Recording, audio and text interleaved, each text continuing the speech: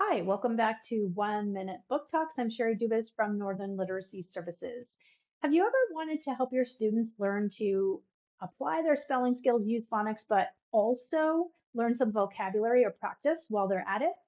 If so, I've got a resource for you, Daily Word Ladders. Now, cautionary tale, this does take a little bit of teaching students how to use the resource, and the activities are not necessarily in the order of decodability that you may have taught. So something to look through and get to know how it works before you implement it in your classroom or as a home extra activity.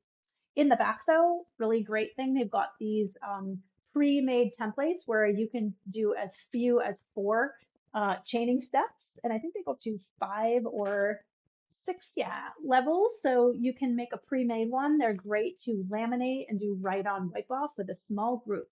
These do go up to grade 6. I will put the ISBN and some photos in the box so you can check them out. And as usual, please share, like, and pass on these resources if you found them helpful. Thanks, and check in again next week for 1 Minute Book Talks.